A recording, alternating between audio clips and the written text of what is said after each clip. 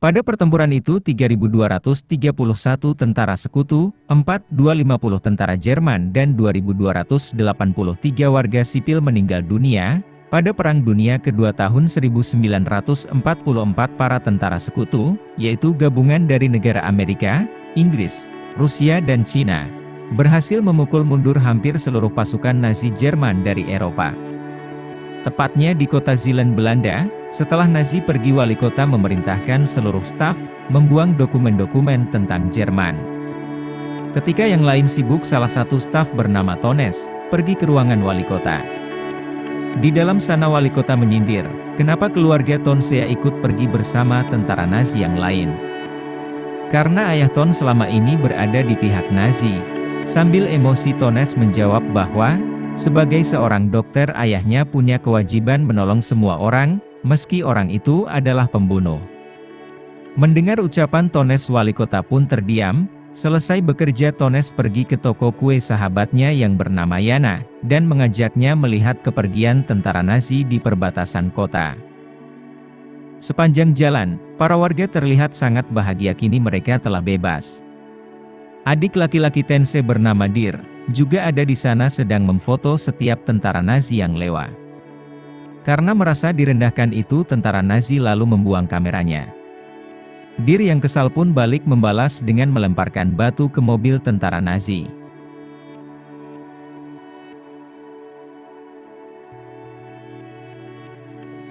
Meski tangannya terluka, Dir berhasil kabur. Dari kejauhan Ton melihat kejadian itu hanya bisa terdiam. Malamnya saat Dir pulang, Ton segera mengobati luka di tangan adiknya. Ia tak menyangka Dir bisa berbuat nekat, padahal jika telat kabur dia pasti udah tewas ditembak. Tanpa merasa bersalah sedikit pun tuh bocah bilang kalau apa yang dia lakukan tadi siang adalah hadiah perpisahan untuk tentara Nazi. Mendengar ucapan adiknya barusan, Ton cuma bisa terdiam. Namun beberapa hari kemudian, Ton bingung kenapa pasukan Nazi kembali ke kota Zeeland. Ayah di situ menjelaskan bahwa sampai detik ini, tak ada tanda-tanda pasukan sekutu akan membebaskan Belanda dari Jerman. Bahkan lewat perbatasan Belanda juga enggak pernah.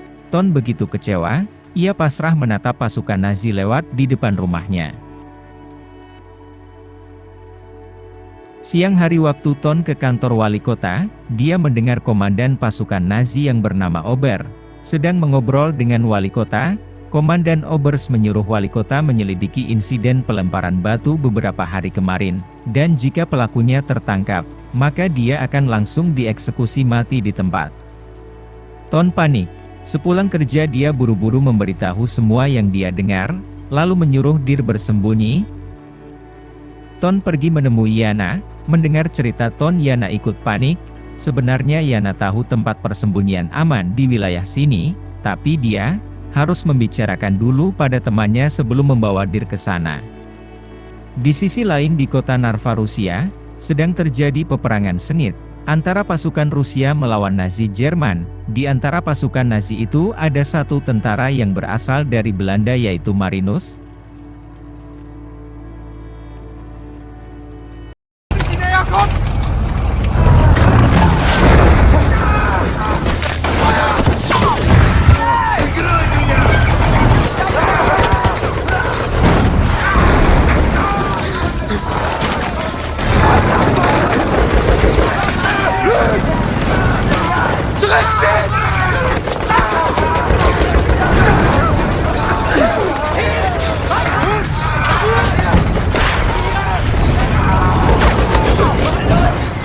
Perang tersebut Rusia berhasil membuat Jerman terpojok. Di tengah peperangan Marinus melihat rekannya terpisah sendirian berlindung di balik mobil. Ketika Marinus ingin menolongnya, mendadak tank Rusia datang menyerang. Meski berhasil diselamatkan, namun dahsyatnya peperangan ini benar-benar membuat psikologi mereka hancur. Sambil ketakutan, rekan Marinus itu pun memutuskan untuk bunuh diri. Marinus benar-benar syok. Pada perang tersebut Jerman kalah. Marinus serta tentara Nazi lain yang terluka pun dibawa ke rumah sakit. Saat sadar, Kapten Jerman menemui Marinus, dan bertanya kenapa orang Belanda sepertinya mau berperang bersama tentara Nazi. Marinus menjelaskan tujuannya berperang adalah demi mengakhiri perang itu sendiri. Ia tak peduli siapa negara pemenang perang nanti, yang terpenting jika salah satu pihak, perang pasti berakhir. Meski sebenarnya Marinus ingin berperang, tapi dia tahu bila hanya berdiam diri, maka tak akan ada perdamaian. Kalimat Marinus barusan membuat sang kapten kagum. Malamnya kapten memberitahu bahwa Marinus dipindah tugaskan kembali ke Belanda, tepatnya di kota Zeeland. Bagi kapten, pengabdian Marinus untuk membantu Jerman berperang sudah cukup. Kini dia hanya perlu bekerja di bagian administrasi tanpa harus merasakan kejamnya peperangan lagi.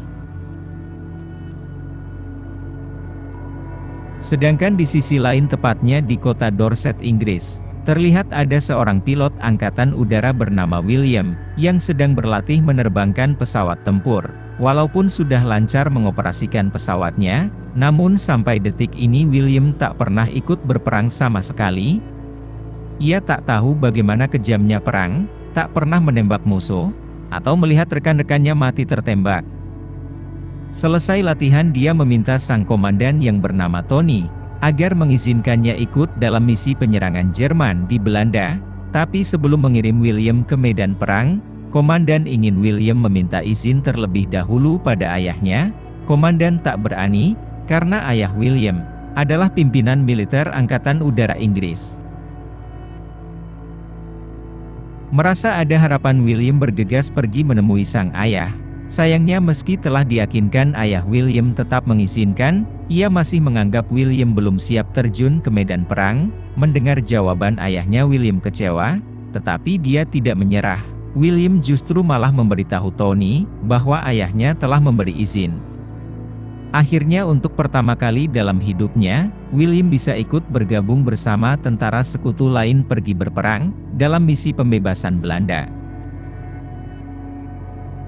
Lalu dari sinilah film kisah nyata tentang perjalanan Ton, Marino, dan William di Perang Dunia Kedua.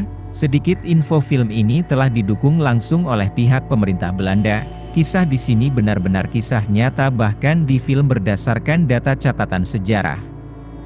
Mari lanjut ceritanya. Dan mulailah tiba hari keberangkatan pasukan Angkatan Udara Sekutu dalam misi menuju Belanda. William, Tony serta 4 tentara sekutu lainnya berada dalam satu pesawat. Waktu pesawat-pesawat Inggris tersebut melewati kota Zeeland, tiba-tiba dari bawah pasukan Nazi menembaki mereka. Karena serang bertubi-tubi, pesawat rusak dan Tony terluka parah. Sebagai kopilot, mau nggak mau William terpaksa mendaratkan pesawatnya.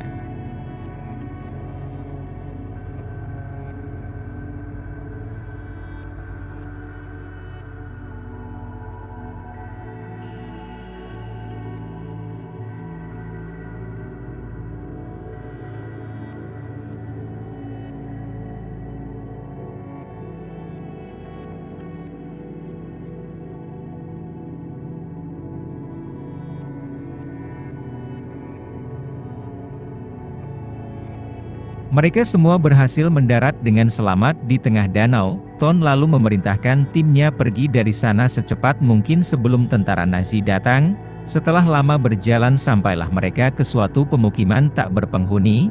Karena sudah sangat kelelahan, William bersama rekan-rekannya memutuskan beristirahat di tempat itu. Namun besok pagi saat bangun, William kaget, 2 anggota timnya telah kabur membawa seluruh barang mereka. Tony di situ mencoba menenangkan, walaupun dia sendiri sadar sudah tak ada harapan selamat, apalagi kondisinya sekarang sedang terluka parah. Namun Tony yakin masih ada harapan bagi kedua anak buahnya itu untuk selamat.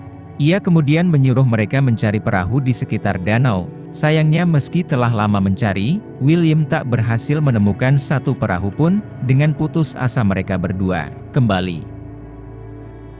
Sesampainya di sana terlihat perahu karet Nazi di depan pintu, dan terdengar suara tentara Nazi yang sedang menginterogasi Tony. Waktu salah satu tentara Nazi tersebut keluar, William langsung menodongkan senjata ke arahnya. William berhasil melumpuhkan tentara Nazi itu, lalu bergegas pergi menyelamatkan Tony.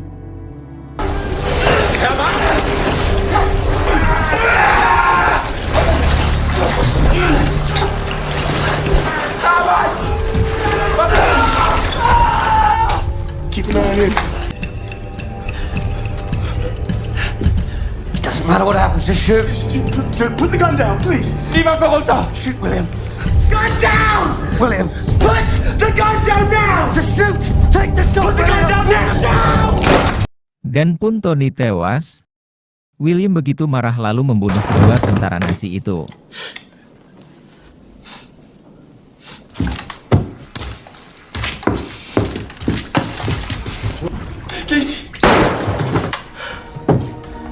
Ketika ingin melanjutkan perjalanan rekannya menolak ikut, ia berpikir pergi atau tinggal di sini nasib mereka akan tetap sama seperti Tony yang tewas, ujung-ujungnya mereka tertangkap tentara Nazi kemudian dieksekusi mati. Tapi William tak peduli walaupun harapan selamat sangatlah kecil, dia tetap takkan menyerah mencari bantuan. William akhirnya melanjutkan perjalanan sendirian. Di sisi lain di kota Zeeland, Ton melihat Komandan Oberst bersama anak buahnya datang ke rumah. Dengan panik dia buru-buru menyuruh Dir pergi bersembunyi ke ruang bawah tanah. Saat membukakan pintu, Komandan Oberst meminta ayah Ton yang seorang dokter untuk mengobati luka di kakinya. Tapi meski sudah diberitahu kalau ayahnya sedang tak ada di rumah, Komandan Oberst tetap memaksa menunggu sampai ayah Tos pulang. Selama menunggu dan sangat gelisah, ia takut anak buah Komandan Oberst memeriksa ruang bawah tanah. Beruntung sebelum para tentara Nazi itu curiga, sang ayah pulang selesai diobati. Komandan Oberst memberitahu bahwa sekarang dia sedang mencari bocah laki-laki yang beberapa hari lalu melempar batu ke rombongan pasukan Nazi. Untungnya karena selama ini ayah Ton setelah banyak membantu tentara Nazi, maka Komandan Oberst mencurigai keluarganya. Ia hanya meminta Dir melapor ke kantor besok. Mendengar itu Ton panik. Malamnya dia dan Dir menceritakan semuanya pada sang ayah. Ayah Ton mencoba menenangkan mereka berdua, dengan mengatakan kalau semua akan baik-baik aja. Ayah Tones berencana bicara langsung pada Komandan Oberst agar hukuman Dir diringankan, karena sepintar apapun Dir bersembunyi, suatu saat nanti tentang Nazi pasti akan menemukannya. Jadi lebih baik mereka mengaku dari sekarang. Esok hari Tones bersama ayahnya pergi ke kantor Komandan Oberst. Dalam ruangan itu, ternyata juga ada Marinus yang kini bekerja di bagian administrasi. Setelah mengakui perbuatan anaknya, ayah Tones terus memohon agar hukuman Dir diringankan, karena kasihan Komandan Oberst pun memutuskan untuk mengganti hukuman Dir menjadi penjara seumur hidup. Dan siang itu juga Dir dibawa oleh tentara Nazi.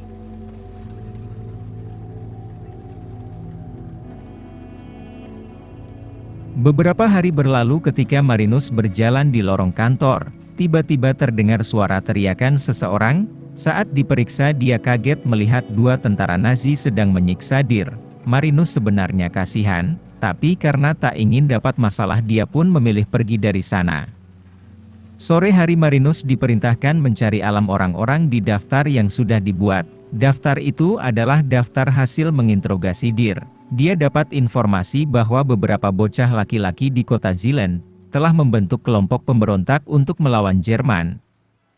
Laporan barusan membuat Orbes murka, dan ia lalu memerintahkan mengeksekusi mati seluruh anggota pemberontak termasuk Dir. Marinus di situ kaget. Ia tak menyangka Orbers akan melanggar janjinya pada ayah Ton. Waktu istirahat Marinus buru-buru menemui Tons di kantor wali kota, kemudian menceritakan apa yang dia dengar tadi. Di tengah obrolan ada tentara Nazi lewat dan mendengar pembicaraan mereka berdua. Selesai istirahat saat kembali ke ruang kerja, Komandan Oberst melarangnya duduk. Ia kecewa Marinus berkhianat memberitahu kabar eksekusi mati Dir kepada Ton. Komandan Oberst pun memutuskan mengirim Marinus kembali ke medan perang. Namun sebelum pergi Marinus bersama tentara Nazi lain, diperintahkan untuk mengeksekusi mati para anggota pemberontak termasuk Dir.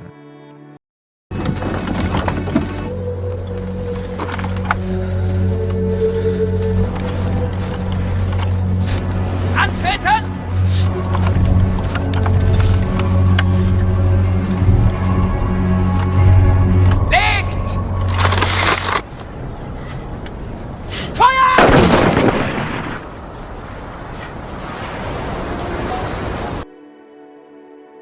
Marinus sangat menyesal, telah membunuh rakyat negaranya sendiri. Dulu Marinus tak peduli siapa negara yang menang atau kalah perang.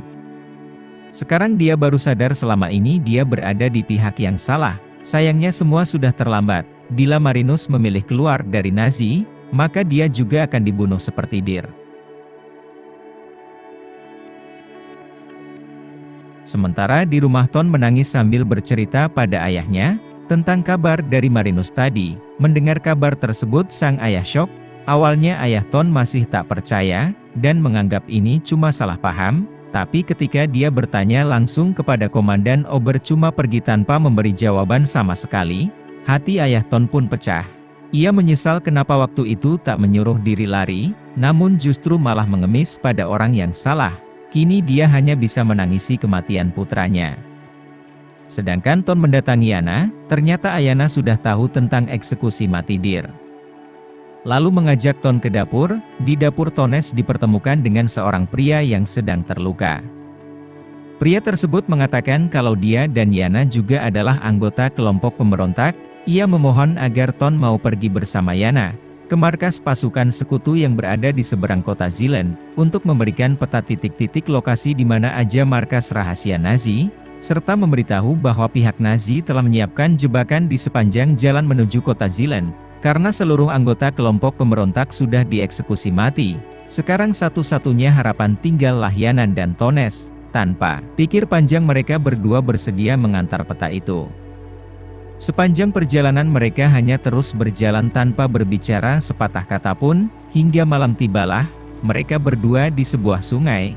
Tapi waktu ingin menyeberang dari kejauhan mendadak antara patroli Nazi menyerang.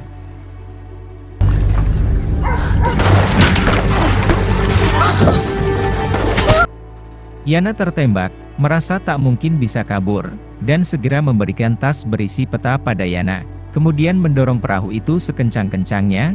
Tepat saat perahu mulai menjauh, tentara sekutu datang lalu menangkap Ton.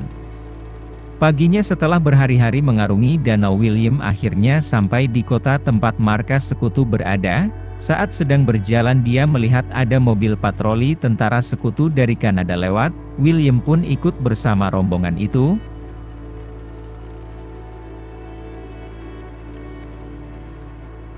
Sesampainya di markas, William bergabung dengan tentara sekutu lain. Salah satu tentara di situ menyuruh William bersiap-siap, karena besok pagi mereka akan memulai serangan, dan keesokan harinya misi pasukan sekutu dalam pembebasan kota Zealand pecah.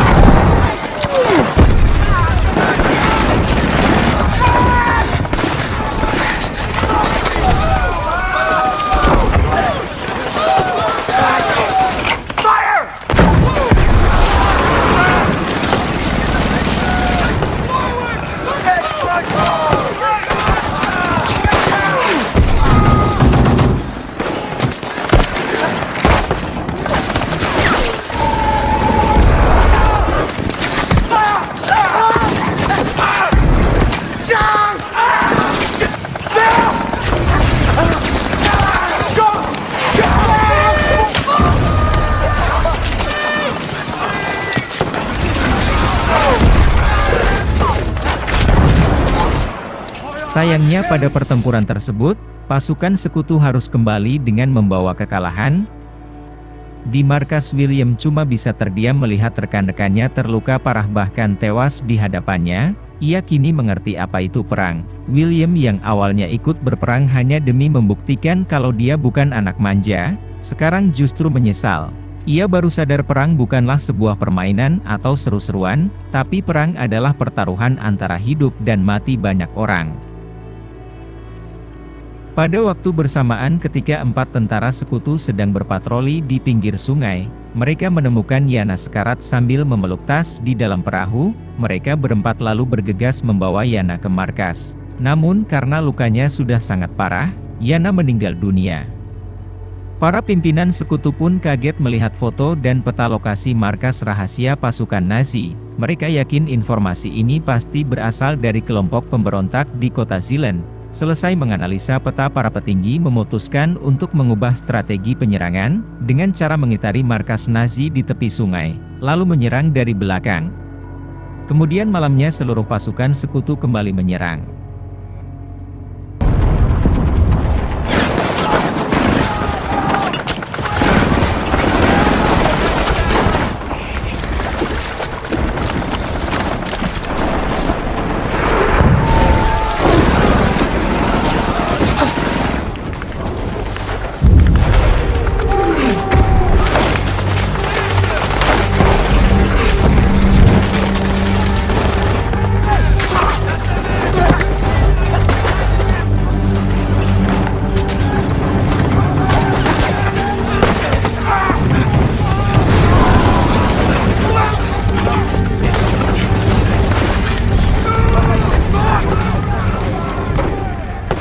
Jerman terpojok. Saat William mencoba menyusuri markas Nazi tersebut, dari belakang Marinus muncul menodongkan pistol. William di situ sangat ketakutan, namun bukannya menembak Marinus, hanya diam menatapnya dengan mata berkaca-kaca. Seakan dia sudah muak dengan semua peperangan ini, yang dia inginkan hanyalah hidup damai tanpa harus ada korban berjatuhan lagi. Marinus pergi meninggalkan William. Bersamaan dengan terbitnya matahari, perang pun berakhir. Pasukan sekutu berhasil memukul mundur Jerman. Para tentara Jerman kemudian kabur ke kota Zielen. Namun baru sampai, pasukan sekutu langsung kembali membombardir mereka. Sementara itu, di dalam penjara Ton kaget mendengar ada banyak sekali suara ledakan di luar. Salah satu pimpinan Nazi lalu datang dan menghajar Ton. Ia yakin Ton yang membocorkan informasi tentang rencana jebakan Nazi pada pihak sekutu. Ketika akan dibunuh dari belakang, Marinus menusuk dan membabi buta pimpinan Nazi tersebut hingga tewas.